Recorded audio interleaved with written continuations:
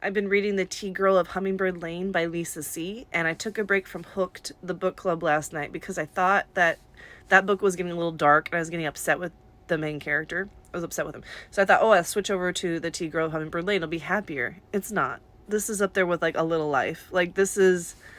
It's not cute. It's not cute. So, first off, the first chapter tells us about her family, and they pick tea leaves for a living and how hard that is and how far they have to travel. They end up walking like 2 hours to market, and if they get there before the market is closed, that's great. If they get there afterwards, the tea vendors are like, oh no, we have enough, we don't need any more, but we'll give you half price. So either they have to walk it back 2 hours and 2 hours back again the next morning, 6 hours total. No, that'd be 8 hours because they're back. So 2, 4, 6 hours of walking, or they sell it for half price. So her father ends up selling it for half price. There's a boy there that's not related to her that stole a waffle from a street vendor. She thought it was bought. She takes a bite because he offers it. She gets in trouble. Her parents pay what little money they have for the waffle to like keep her pride.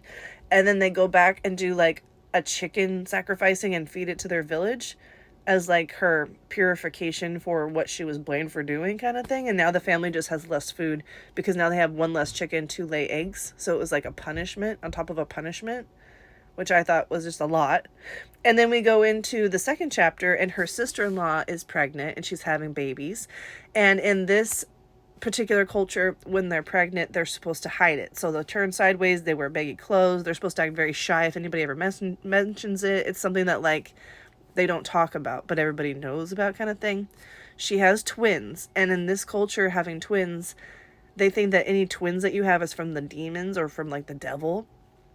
And so they're unholy babies. At first, I was just surprised because the first baby comes and it's laying on like the mat, they say, and it doesn't cry. And they're just like, a baby isn't considered born until it cries 3 times.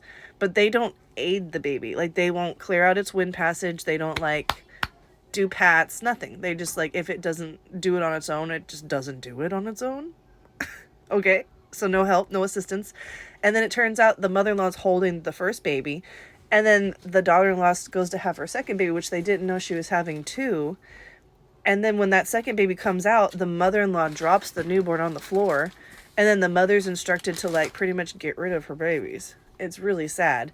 And then after that, like, that wasn't enough. So the new mother and the dad have to like the babies because there's 2 of them.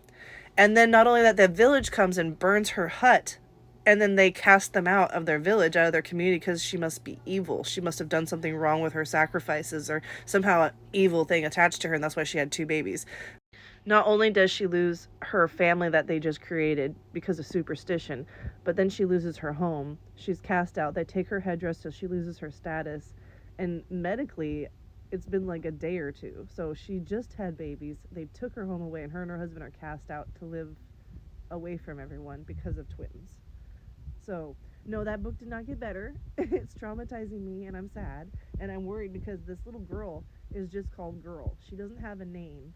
She has 3 brothers, and she's the girl, and they say that girls are worthless. Like, they're going to sell her. I know they're going to sell her to somebody, and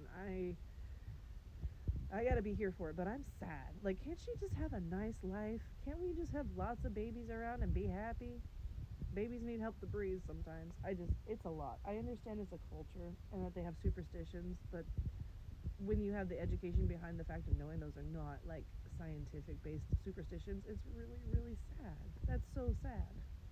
So, 2 chapters in, The Tea Girl of Hummingbird Lane.